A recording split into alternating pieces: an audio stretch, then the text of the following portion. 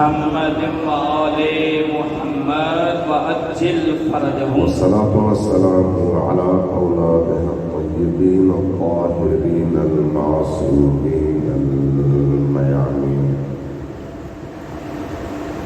واللعنة الدائمة على أعدائهم أجمعين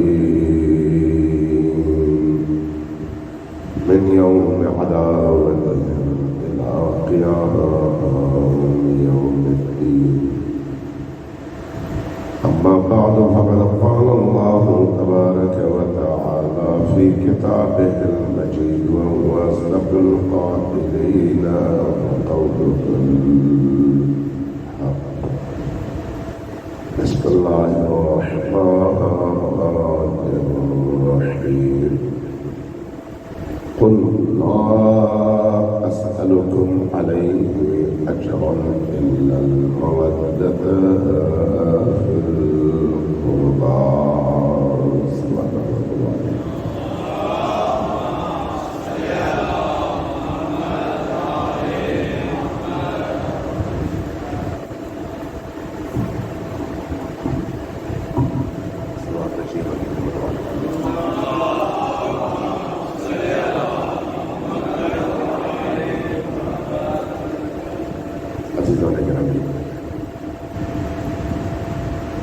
جو ہم سید الشہداء کی ذاتاری بناتے ہیں،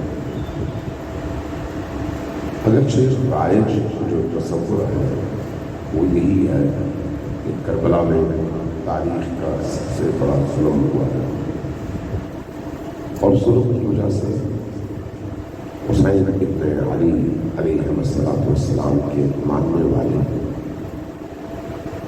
ان سے عقیدت رکھنے والے، ان کی امامت پر ایمان رکھنے والے، ان کو آل محمد کا ایک بہت اہم حصہ سمجھنے والے، ان کے جد نبی کریم سے محبت کرنے والے ان ایام مرحوموں میں عزاداری کی مجالس کا انعقاد کرتے ہیں، تبرکات پکاتے ہیں، نیازیں پکاتے ہیں، سبیلیں لگاتے ہیں، ایام قضا میں علم لے کر نکلتے ہیں، سینہ کو بھی ماتم، مرثیہ اور ہر وہ چیز جس سے حزن کا اعلان ہو، غم کا اعلان ہو، یہ سارا انجام دیتے ہیں۔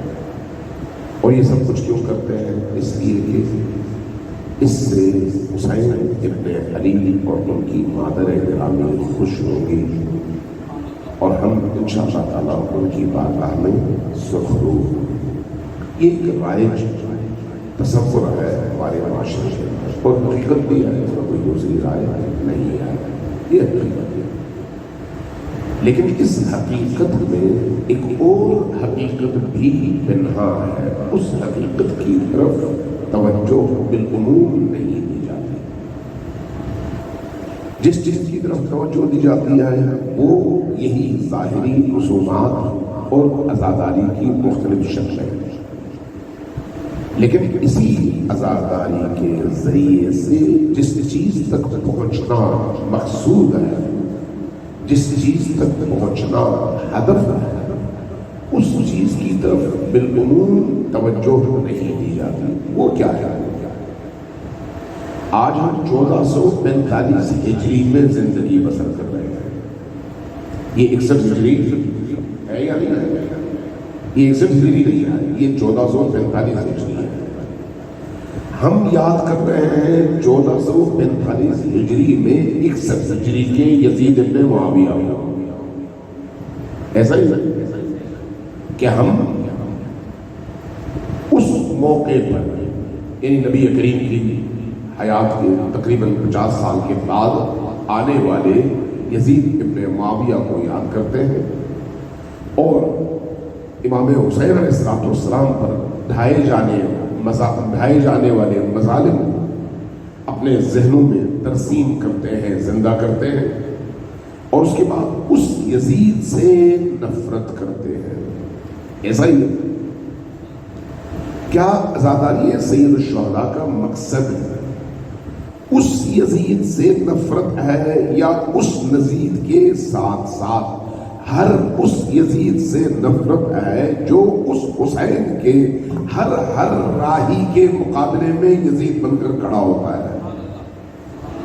سوچنے والی بات یہ ہے، سید الشہداء کی عزاداری کے اندر صرف عبودیت اگر ہو تو روٹین میں جس طرح سے باقی تمام عبادات ہیں اس طرح سے ایک عبادت سمجھ کر ہم انجام دیں اور دینے کے بعد چلے جائیں، لیکن اس عزاداری سید الشہداء کے اندر ایک ایسا پوٹینشل، صلاحیت، استعداد، طاقت، قوت اور قوت محرکہ موجود ہے کہ اگر کسی کو حسین ابن علی علیہ السلام کی اس عزاداری کے اندر چھپے ہوئے فلسفے کی سمجھ آ جائے تو وہ اپنے معاشرے کو تہو بالا کر سکتا ہے۔ یہ جو تہو بالا کرنا ہے معاشرے کو، یہ اسی عزاداری کے اندر چھپا ہوا راز ہے۔ حسین ابن علی علیہ السلام حضرت زینب سلام اللہ علیہا کو لے کر آئے، کیوں؟ تاکہ گھر گھر زینب سلام اللہ علیہا حسین ابن علی علیہ السلام پر ہونے والے مظالم کا پیغام پہنچا کر بچوں کے دلوں میں بھی آگ بھڑکائے، خواتین کے قلوب میں بھی آگ بھڑکائے، مردوں کے ضمیروں کو بھی جھنجھوڑے، تاکہ معاشرہ ایک دفعہ ہل جائے اور یزیدیت کے مقابلے میں کھڑا ہو جائے۔ یہ بنیادی مقصد تھا۔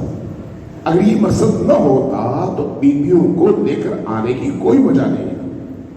بیویوں کو لے کر آنے کی بنیادی وجہ کیا ہے؟ خواتین کو جگانا، بچوں کو جگانا، نوجوانوں کو جگانا، بوڑھوں کو جگانا اور جگا جگا کر ان کے اندر اس حسینی روح کو پیدا کر کے اس ظالم نظام، ظالم معاشرے اور الہی اقدار کو پامال کرنے والوں کے حوالے سے دلوں میں نفرت اتنا بھر دیا جائے کہ کوئی انسان ایسے لوگوں سے اور ایسے کرداروں سے نفرت کیے بغیر رہ نہ سکے۔ یہ وہ بنیادی مقصد ہے۔ تو اس کا مطلب کیا ہے؟ اس کا مطلب یہ ہے کہ 1445 ہجری کی عزاداری میں ہم نے حسین ابن علی کے ذکر کے ذریعے سے، زینب کبریٰ سلام اللہ علیہا کے ذکر کے ذریعے سے، اس کربلا میں ہونے والے مظالم کے بیان سے ذہنوں کو منتقل کرنا ہے 1445 ہجری کی یزیدیت کے خلاف، اور اس یزیدیت کے خلاف آج کے دور میں جو امام اس امام کے نقش قدم پر معاشرے کو فیض پہنچاتے ہوئے کھڑا ہے اور انسانوں کا منتظر ہے، اس امام کے حقیقی منتظرین کو تیار کر رہا ہے۔ یعنی دوسرے لفظوں میں اس امام جو اس جامع شہادت کے بعد دنیا سے چلے گئے، ان سے روح لینی ہے، ان سے پیغام لینا ہے، ان سے درد لینا ہے، ان سے حرارت لینی ہے، ان سے عشق لینا ہے، ان سے غیرت لینی ہے، ان کے اندر موجود ایمان کی وہ نورانیت ان سے لینی ہے، لینے کے بعد اپنے زمانے کی تاریکیوں کو پھاڑنا ہے اور روشنی لوگوں تک پہنچانی ہے۔ کٹا ہوا واقعہ نہیں ہے۔ ایسا نہیں ہے کہ ہم نے صرف ماضی میں جینا ہے، نہیں، ماضی میں نہیں جینا۔ یہی وجہ ہے کہ حسین ابن علی علیہ السلام کی شہادت کے اس واقعے کے بعد پوری دنیا کے اندر بڑے بڑے طوفان اٹھے، بڑی بڑی تحریکیں اٹھی۔ حضرت زید کی تحریک تھی، ان سے پہلے بعض کوفیوں کی تحریک تھی جن کو آپ توابین کی تحریک کہتے ہیں۔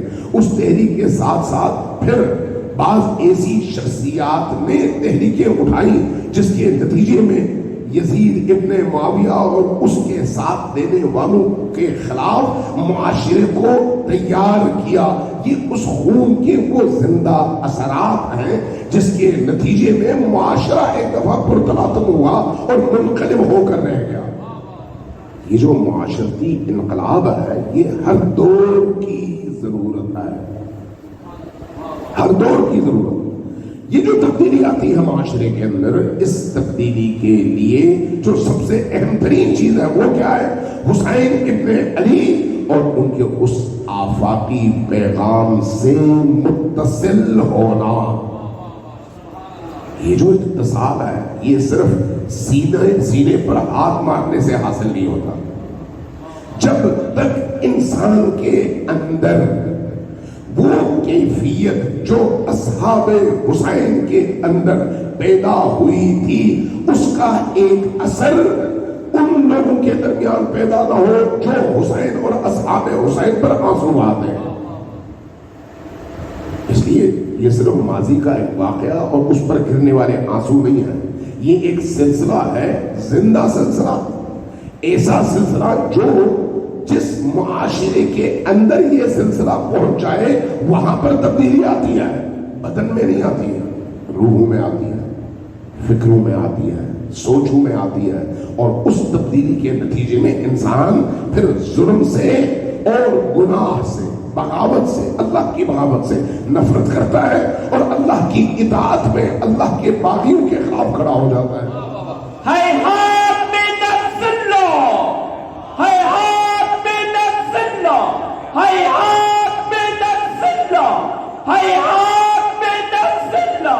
برائے خشنود محمد وآل محمد صلوات.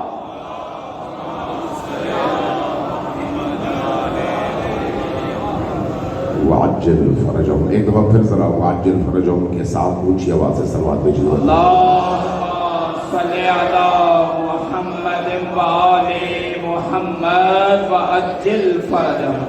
یہ جو تبدیلی ہے نا یہ ایمان کی تبدیلی ہے، ایمان کی تبدیلی. ورنہ پیسہ فرعون کے پاس بھی ہے، طاقت نمرود کے پاس بھی ہے، شہرت اس دنیا کی بڑی بڑی فاحشاؤں کے پاس بھی ہے، دنیا کی لذتیں تمام دشمنان خدا کے پاس موجود ہیں. یہ چیزیں معیار نہیں ہیں کسی انسان کے درست رستے پر ہونے کی. یہ چیزیں معیار نہیں. کربلا والے بھوکے بھی تھے، پیاسے بھی تھے، قتل بھی ہوئے، اسیر بھی ہوئے، سر نیزوں پر بلند بھی ہوئے اور ان کی بچیوں کو اسارت میں مختلف مظالم کا نشانہ بھی بنایا گیا. ان کی آواز پر کوئی لبیک کہنے والا بھی اس دور میں ان شہروں میں نظر نہیں آیا، لیکن اس کے باوجود چونکہ وہ حق تھے اس لیے حق کی آواز کو ولو ان کے اس دور میں ان کی اس شہر کے اندر ان رستوں میں وہ پذیرائی نہیں ملی. لیکن جیسے جیسے ضمیر انسانی پر اس کا درہ برستا رہا اور جگاتا رہا وہ انسانی معاشرہ متلبل ہوا، تبدیل ہوا، بیدار ہوا. یہاں تک کہ اس مختصر سے 1400 سال کے عرصے میں آج آپ کو کسی مائی کا بیٹا یزید کے نام سے نظر نہیں آتا. کیوں ایسا ہے؟ جبکہ حسین ہر گھر میں ہے. حسین چاہے وہابی کا گھر ہو، اہل حدیث کا گھر ہو، بریلوی کا گھر ہو، دیوبندی کا گھر ہو، شیعہ کا گھر ہو، ہر جگہ حسین ہے، لیکن یزید نہیں ہے. کیوں؟ آہستہ آہستہ جیسے جیسے شعور بڑھتا گیا، جیسے جیسے عقل بڑھتی گئی، جیسے جیسے ادراک میں اضافہ ہوتا گیا، ویسے ویسے حسین کے حق کے رستے کی معرفت بڑھتی چلی گئی. جیسے جیسے حسین کی معرفت بڑھے گی ویسے ویسے انسان پاک ہو کر نکھر کر سامنے آئے گا.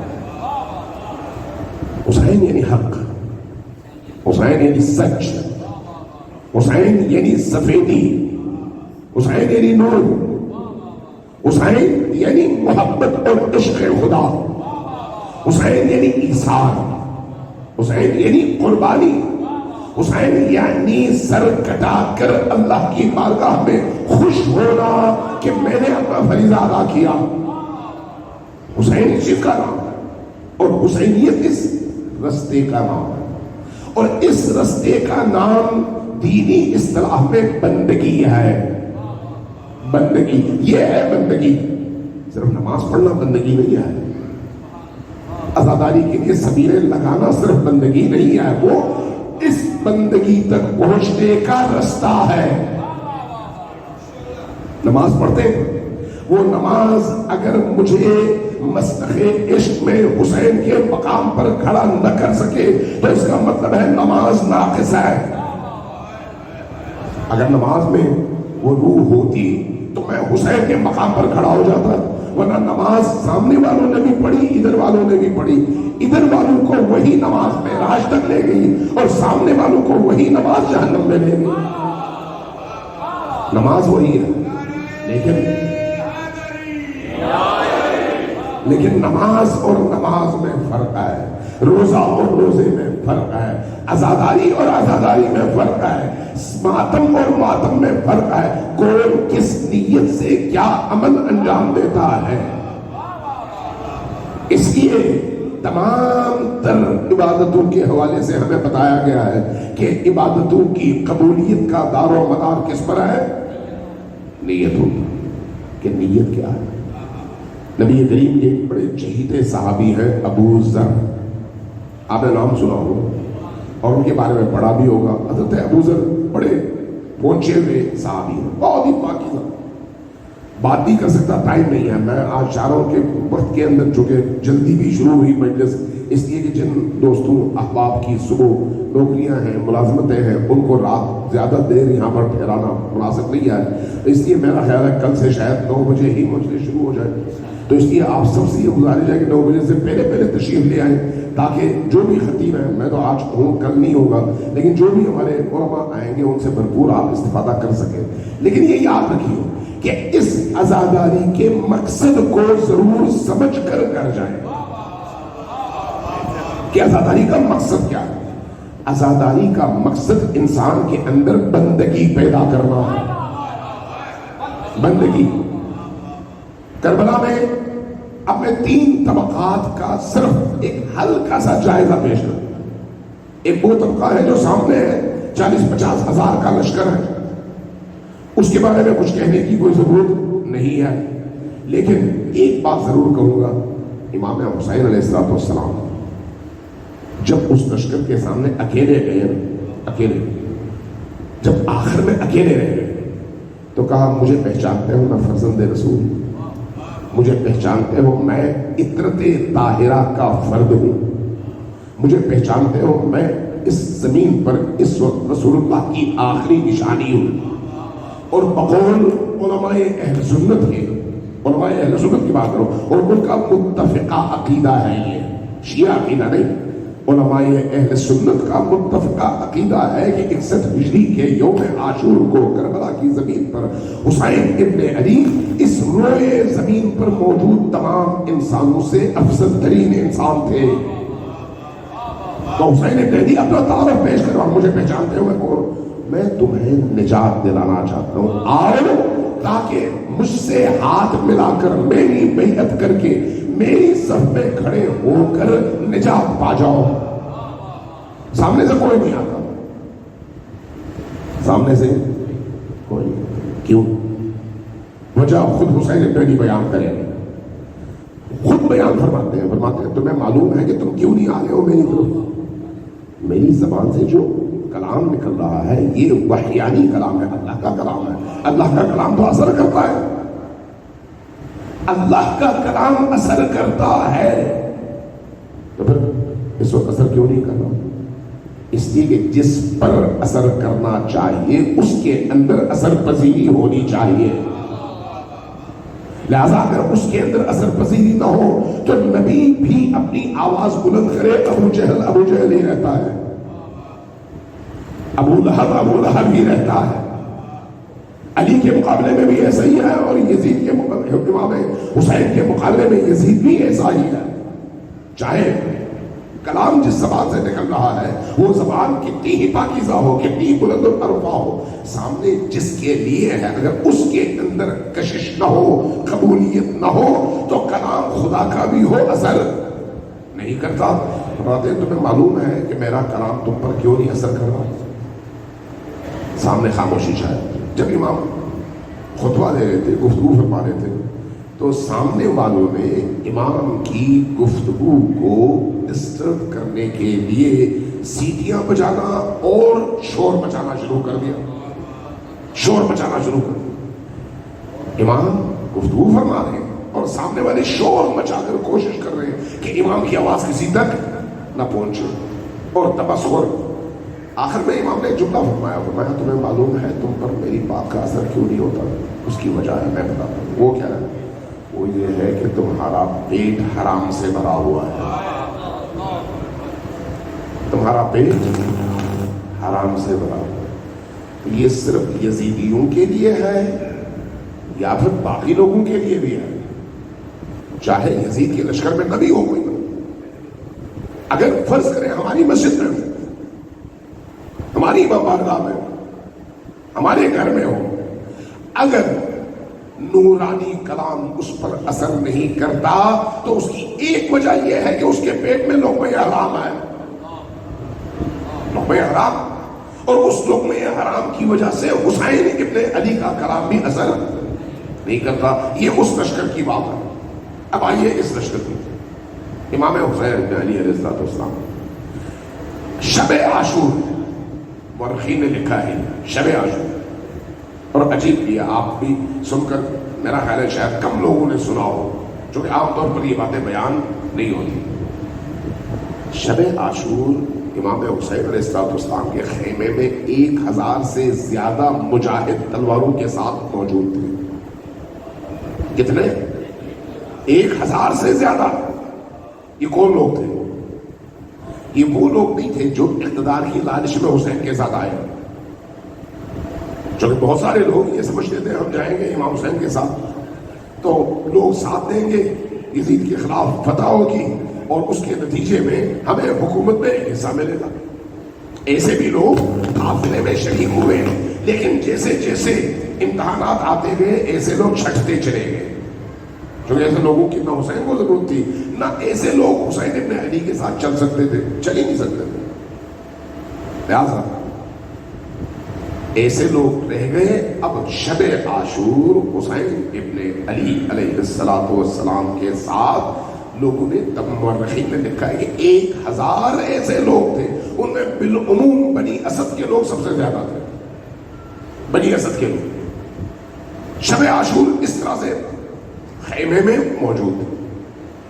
امام حسین علیہ السلام نے جو چند مرحلے ہیں ان مرحلوں پر غور کریں، یہ صرف قصے نہیں آئے، ہمارے ضمیروں کو جھنجھوڑنے کے لیے وہ درے ہیں جو واقعی انسان کو بیدار کر دیتے ہیں۔ کئی مرحلے ہیں، ان مرحلوں میں ایک مرحلہ وہ ہے جب آپ نے فرمایا کہ میں بیعت اٹھا رہا ہوں سب جاؤ، ایک مرحلہ یہ ہے۔ ایک مرحلہ یہ ہے کہ جب یہ سارے جمع ہوئے تو اب یہ جو لوگ آئے ہیں اور امام حسین کے ساتھ موجود ہیں، یہ کون لوگ ہیں؟ یہ وہ لوگ ہیں جن کو اب یہ معلوم ہو چکا ہے کہ کل ہم نے جام شہادت نوش کر لیا، شہادت ہوگی۔ اس کا مطلب ہے یہ مخلص لوگ ہیں، جو 1000 تھے، یہ مخلص لوگ، ان کی نیاموں میں تلواریں تھیں اور تلواریں لے کر آئے تھے کہ ہم نے فرزند رسول کے رکاب میں شہید ہونا ہے، تیاری کے ساتھ آئے تھے۔ امام حسین علیہ السلام نے خطبہ دیتے ہیں، عجیب ہے، چشم کشا ہے خطبہ۔ خطبے میں سب سے پہلے پوچھتے ہیں تم میں سے کوئی ایسا ہے جس کی گردن پر حق الناس ہو؟ توجہ ہے میں کیا کہوں؟ تم میں سے کوئی ایسا ہے جس کی گردن پر حق الناس ہو؟ حق الناس سمجھتے ہیں ان لوگوں کا حق، وہ حق صرف پیسہ نہیں ہے، کوئی بھی حق، کیونکہ جب انسان معاشرتی زندگی میں رہتا ہے تو کبھی کسی کے ساتھ اس نے زیادتی کی ہوتی ہے، کبھی کسی کو گالی دی ہوتی ہے، کبھی کسی کی غیبت کی ہوتی ہے، کبھی کسی کو برا بھلا کہا ہوتا ہے، کبھی کسی کا مال چرایا ہوتا ہے، کبھی کسی سے امانت لے کر واپس نہیں دیا ہوتا. یعنی مختلف قسم کے حقوق ہیں، اور یہ سارے کے سارے حقوق حق الناس کہلاتے ہیں. ایسا ہی حق الناس. فرمایا تم میں سے کسی کی گردن پر حق الناس ہے. تو یہ بھی سچے لوگ تھے، سچے لوگ اٹھے کہا کہ یا اپنا رسول اللہ، ظاہر ہے ہم اسی معاشرے میں رہتے ہیں تو حق الناس تو ہے، وہ ہم نے ادا نہیں کیا. تو آپ نے ایک جملہ فرمایا کہ جس کی گردن پہ حق الناس ہو وہ حسین کے ساتھ شہادت کے اس عظیم مرتبے پر فائز نہیں ہو سکتا، نہیں ہو سکتا. اس لیے جس کی گردن پر حق الناس ہے وہ چھوڑ جائے اور نکل جائے پہلے حق الناس ادا کرے، پھر آئے میرے ساتھ جام شہادت نوش کرے. نکال دیا سر. جتنے لوگ تھے، اب یہ ناصالح لوگ نہیں تھے، یہ ذہن میں رکھیں، بدکار لوگ نہیں تھے، برے لوگ نہیں تھے، لیکن اس دنیا کا جو حساب اور کتاب ہے وہ حساب اور کتاب بڑا سخت ہے. اس لیے حسین بن علی یہ فرماتے ہیں کہ میرے ساتھ وہی جائے گا جو سر سے قدموں تک پاک ہوگا اور شفاف ہوگا. ان سب کو بھیج دیتے ہیں واپس، وہ سب چلے جاتے ہیں، ٹھیک ہے ہم حق الناس ادا کر کے آتے ہیں، لیکن ان کے آنے تک معرکہ یہ کربلا ختم ہو چکا ہے. یہ کیا ہمیں بتاتا ہے کہ کربلا تطہیر کے لیے ہے، نجاستوں میں اضافے کے لیے نہیں ہے. کربلا پانی کی طرح سے ہے. پانی کا کام کیا ہے؟ نجاستوں کو دھونا، میل کو صاف کرنا، گندگی کو الگ کرنا. کربلا اسی طرح سے تطہیر کا ذریعہ ہے. جہاں جہاں حقیقی معنوں میں کربلا کا ذکر ہوگا، کربلا کا پیغام پہنچے گا. یہ کربلا کا پیغام اس معاشرے اور اس مجمع، اس جلسے کے شرکاء کے اندر سے گندگیوں کو صاف کر کے ان کو طاہر اور مطہر کر دے. یہ اس کی خصوصیت ہے. اگر یہ خصوصیت نہیں ہے تو پھر وہ کربلا کا واقعہ نہیں ہے. اگر یہ خصوصیت موجود نہ ہو تو پھر دو ہی صورت ہے. ایک یہ کہ مقصد ٹھیک نہیں ہے جس نے آزاداری کروائی ہے یا جس نے بیان کیا ہے، جو خطیب بیٹھا ہوا ہے، یا پھر جو لوگ آئے ہیں ان کے اندر حرام موجود ہے، اس لیے اس حرام سے وہ اپنے آپ کو بچا نہیں سکتے.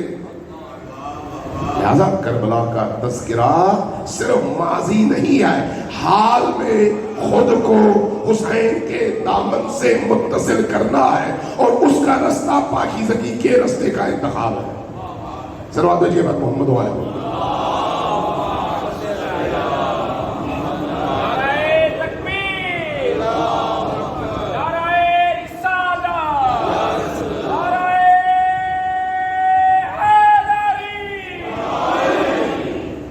ایک دفعہ پھر صلوات بھیجیے محمد والے.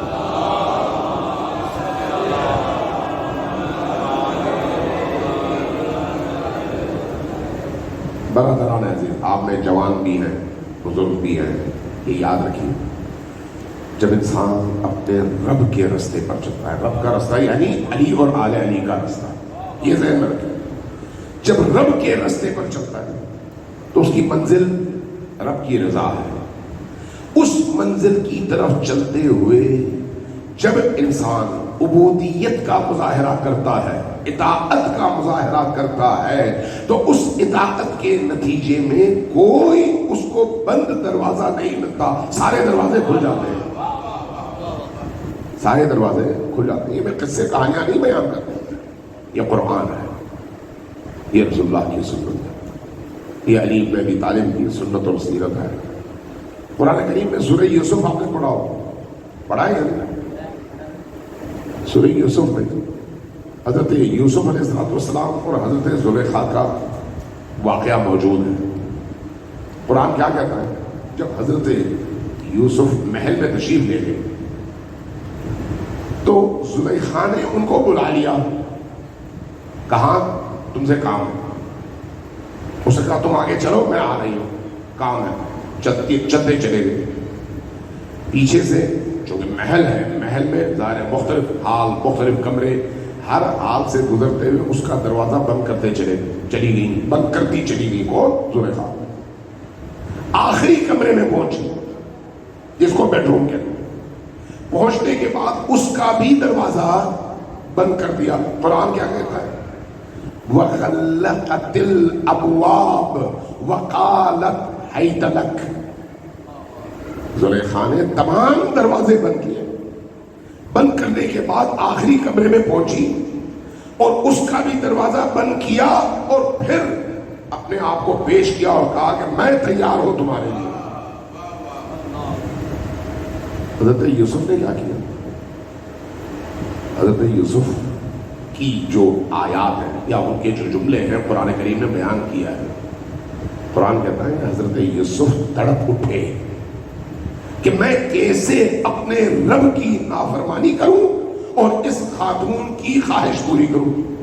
कैसे?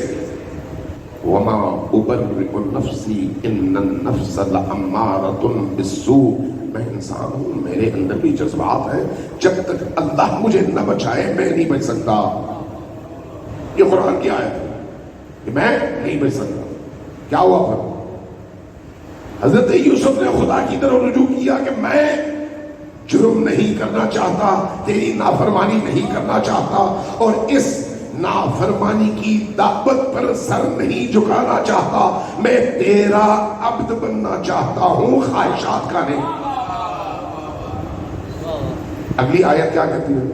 जैसे ही हजरत यूसुफ ने अल्लाह से ये कलाम किया तो अब अगला मंजर कुरान जो कि कोई ड्रामे की किताब तो नहीं है कि जुमला ब जुमला अदा करे।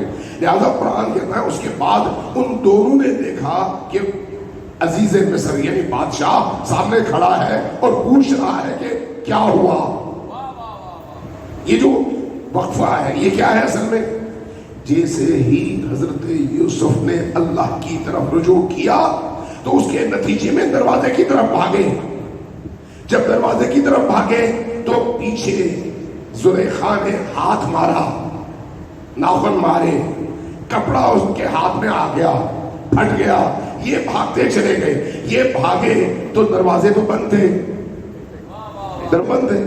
फिर क्या हुआ? क्या इनके पास चाबी थी? नहीं।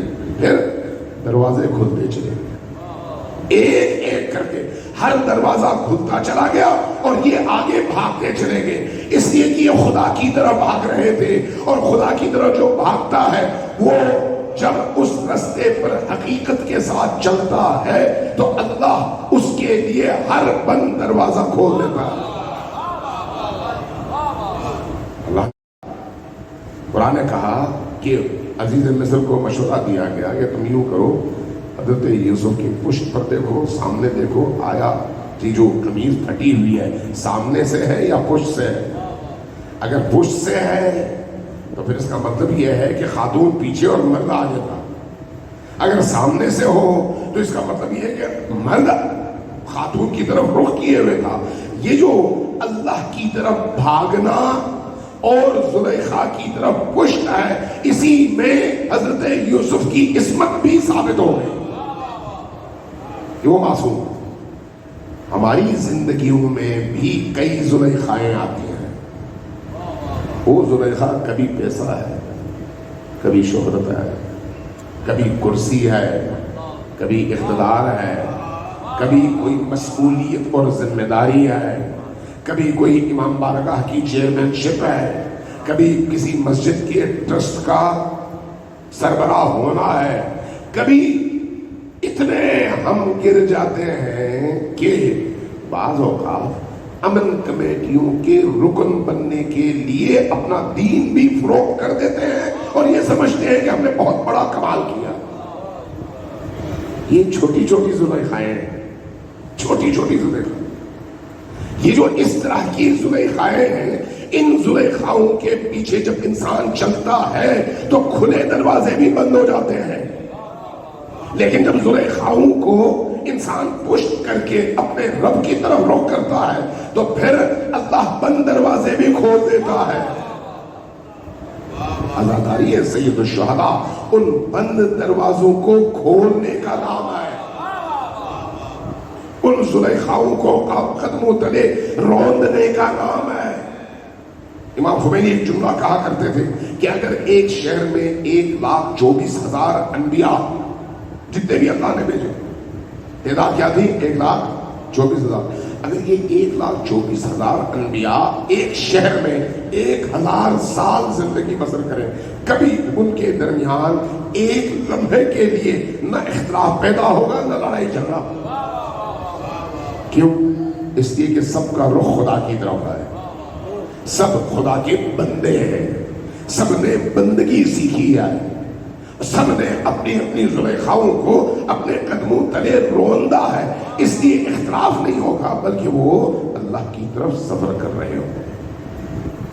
अब इसी पर आप अपने माशरे को देख लीजिए, आपको अल्लाह आजादारी सैयद शुहदा हमें उन गंदगियों से निकालता है। सर्वात में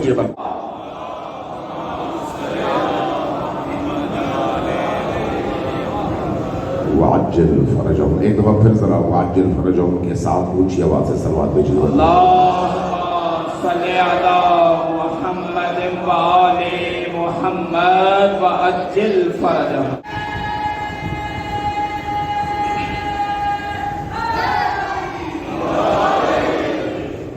याद रखिए मेरे अज़ीज़, चूंकि आज आखिरी मजलिस है, मैं ज्यादा आपको तंग नहीं करना चाहता, लेकिन बात चीजें ऐसी हैं जो मैं बयान किए बगैर रह भी नहीं सकता।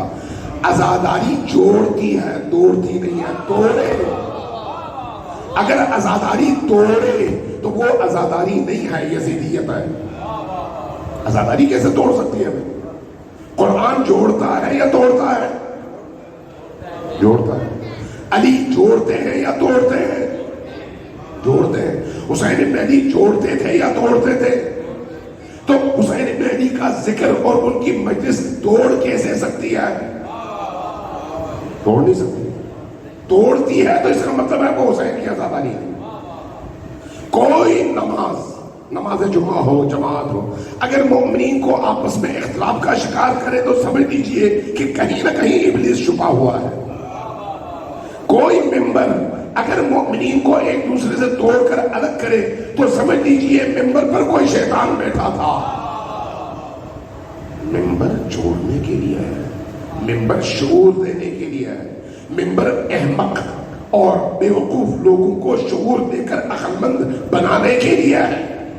फिरौनों का काम, नमरूदों का काम, जालिमों का काम हमेशा लोगों को नादान रखकर, जाहिल रखकर, बेखबर रखकर उनकी बेखबरी, नादानी और जहालत से इस्तेफादा करते हुए अपना उल्लू सीधा करना है। ये किसका काम है?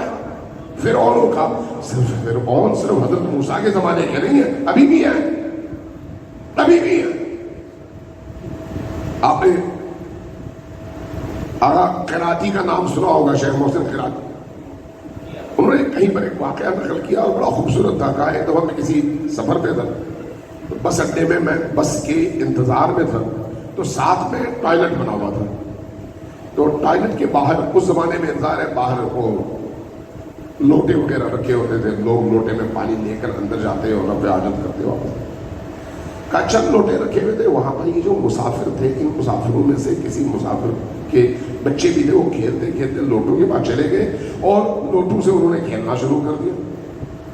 तो वो जो बाथरूम का मुहाफिज, चौकीदार और वो जो पैसा लेने वाला जिम्मेदार था, जैसे आज आपके यहाँ पर भी होते हैं, उसने आकर एक बच्चे को रख कर एक थप्पड़ मार दिया उस बच्चे के लोटे से खेलने के जुर्म में। तो वो बच्चा रोता हुआ अपनी वालदा के पास चला गया। बड़ा जुर्म था एक बच्चे को इस तरह से मारना। कहने लगे मैं सोचता रहा कि ये क्या है, तो मुझे कुरान की आयत याद आई। वो आयत क्या थी? कुरान में जब फिरौनों का तज़किरा होता है तो फिरौनों की ताकत को सामने रखा जाता है कि कौन सा फिरौन क्यों फिरौन बना। तो कहा हर इंसान के अंदर एक फिरौन होता है, लेकिन उसकी फिरौनी रियासत का दायरा कभी बड़ा होता है, कभी छोटा होता है।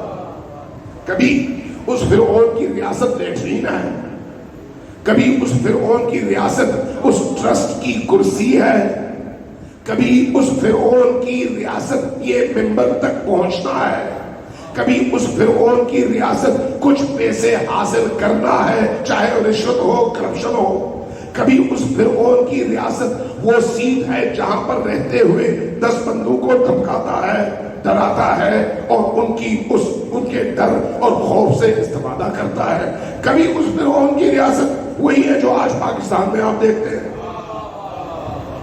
ریاستوں کی وسعت اور تنگی میں فرق ہو سکتا ہے، لیکن فرعون ہر ایک کے اندر ہے، اور حسین کا کام اس فرعون کو مارنا ہے۔ عزاداری سید الشہداء کا کام اس فرعون کو مارنا ہے۔ میں زیادہ تنگ نہیں کرتا آپ کو، چونکہ ٹائم زیادہ ہو گیا۔ صلوات بھیجیے پر محمد ہوئے۔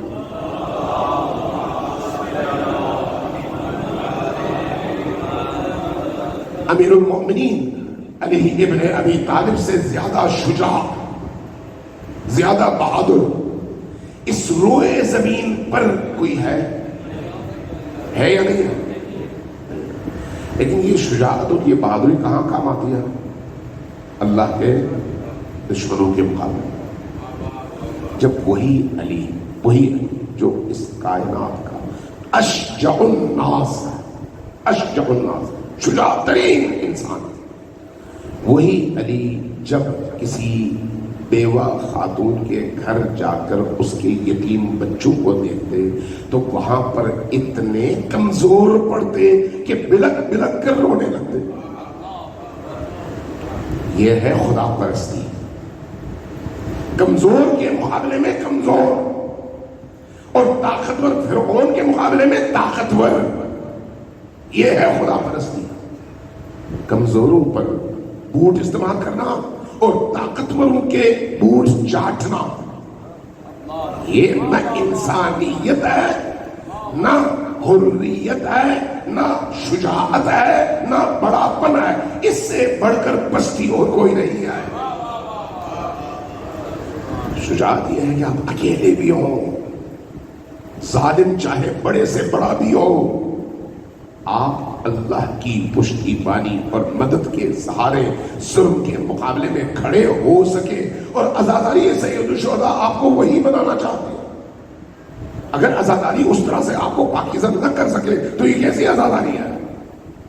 اگر حسین ابن علی کا وہ جذبہ اس عزاداری کے ذریعے سے ہمارے سینوں میں منتقل نہ ہو سکے تو پھر عزاداری کیسی عزاداری ہے؟ حب حسین کیسا ہوگا ہے؟ عشق حسین کیسا عشق ہے؟ یہ ایام شہداء کربلا کے مصیبت کے ایام، درد کے ایام، تکلیف کے ایام، اور ایسے ایام ہیں کہ انسان ان مظلوموں کی مظلومیت دیکھتا ہے تو تڑپ کر رہ جاتا ہے، تڑپ۔ جب امام سجاد علیہ السلام کو بھی آپ روایات میں دیکھتے ہیں، پوچھتے ہیں کہ یہ رسول اللہ ہے، آپ کو سب سے زیادہ تکلیف کون سی چیز دیتی تھی؟ کس چیز سے آپ کو تکلیف سب سے زیادہ ہوتی تھی؟ تو کیا فرماتے ہیں؟ فرماتے ہیں میری پھوپھیوں اور بہنوں کا قیدی ہو جانا، قیدی ہو جانا۔ غیرت مند انسان کی زندگی میں غیرت کا اس سے بڑھ کر امتحان اور کوئی نہیں ہو سکتا کہ اس کی نگاہوں کے سامنے معصوم بچیوں سے لے کر بوڑھی خواتین تک، اور وہ بھی آل رسول، زنجیروں میں جکڑی جائیں اور کنیز بنا کر بازاروں میں لائی جائیں۔ اس سے بڑھ کر ظلم اور کیا ہو سکتا ہے؟ اور یہ غیرت اللہ ہے۔ اس غیرت اللہ کو سب سے زیادہ تکلیف اس مرحلے پر ہوئی ہے، اس مرحلے پر۔ اس لیے فرماتے تھے کہ میں جب سوچتا تھا کہ مدینہ میں میری پھوپھی زینب جب سواری پر چڑھنا چاہ رہی تھی تو حسین آئے، بیٹھ گئے، اپنے گھٹنوں پر حضرت زینب کے قدم رکھوائے اور سہارا دے کر چڑھایا۔ اور جب اس سفر میں ہم نے دیکھا تو وہ مناظر میں نے دیکھے جس کو دیکھ کر آنکھ اندھی ہو جائے تو شکایت نہیں کرنی چاہیے۔ ایسے مظالم، ایسے مظالم۔ عجیب ہے، بعض علماء نے بیان کیا ہے، وہ کہتے ہیں کہ جب اسیروں کو باندھا گیا تو کوفہ لاتے ہوئے کوفے سے باہر رات میں روک دیا گیا۔ کیوں روکا گیا؟ تاکہ کوفہ کو سجایا جا سکے، کوفہ کو سجایا جا سکے۔ سجائے کیوں؟ تاکہ سب کو پتا چلے کہ ہم اسلام کے دشمنوں کو قیدی بنا کر لے کر آ رہے ہیں۔ اس لیے رات کو سارا شہر سجایا گیا اور سارے شہر میں منادیوں نے اعلان کیا کہ کل ان اسیروں کو لایا جا رہا ہے جو خارجی ہیں۔ اور جب ان اسیروں کو شہر میں داخل کیا جا رہا تھا تو کس شہر میں داخل کیا جا رہا تھا؟ اس شہر میں جس شہر میں 4 سال تک زینب امیر المؤمنین کی بیٹی کی حیثیت سے موجود، وہ شہر جہاں پر امیر المؤمنین کی بیٹی زینب رہی ہیں، اس شہر کے در و دیوار کو وہ جانتی ہیں اور مانوس ہیں۔ اس شہر میں آج قیدی کی صورت میں لائی جا رہی ہے۔ اب جب لایا جا رہا تھا، بعض مورخین نے اور بعض علماء نے یہ لکھا ہے کہ جب لایا جا رہا تھا تو عجیب تھا کہ ایک بڑے کو باندھ دیا جاتا تھا اور اس کے بعد پیچھے ایک چھوٹے بچے کو باندھ دیا جاتا تھا، اس کے بعد ان کے پیچھے ایک بڑے کو باندھ دیا جاتا تھا، اور ان سب کے گلے پر جو حلقے تھے ان کو ایک ہی زنجیر سے جوڑ دیا گیا تھا۔ اب جب سب سے آگے والا اسیر یا خاتون ہو، کوئی جو بھی ہو، اس کو نیزے کی انیاں چبوئی جاتی تھی کہ تیز چلو۔ جب وہ تیز چلتی تو اس کی گردن اکڑتی، جب گردن اکڑتی تو زنجیر سیدھی ہو جاتی، پیچھے جو بچہ تھا وہ زمین پر نہیں ہوا میں معلق ہو جاتا۔ اس کیفیت میں ان شہروں میں ان عزیزوں کو داخل کیا گیا۔ جب کوفہ کے شہر میں داخل کیا گیا، ایک دفعہ کوہرام برپا ہوا کہ خوارج کو داخل کیا گیا ہے۔ جب یہ داخل ہوئی تو ایک خاتون چھت کے اوپر تھی، چھت کے اوپر سے کہنے لگی من ای انتم اسارا، اے خواتین تم کہاں کی اسیریں ہو جو تمہیں خوارج کے طور پر لایا جا رہا ہے؟ جیسے یہ سنا زینب سلام اللہ علیہا نے ایک آواز بلند کی، کہا تم نے ہمیں نہیں پہچانا، ہم آل محمد ہیں، ہم آل محمد ہیں۔ جیسے یہ آواز سنی فوراً کچھ خواتین گئی چادریں لینے کے لیے تاکہ آل محمد کے سروں کو ڈھانپا جا سکے۔ اس حصہ میں مورخین نے لکھا ہے کہ کچھ خواتین آئیں اور کھانے کی چیزیں لے کر آئیں اور لا کر ان بچوں کو دینے لگی جن بچوں کو بھوک بھی لگی تھی، پیاس بھی لگی تھی۔ یہاں پر پھر زینب سلام اللہ علیہا کی غیرت کا امتحان تھا۔ ایک دفعہ اونچی آواز سے پکارا، ہم آل محمد ہیں اور ہم پر صدقہ حرام ہے۔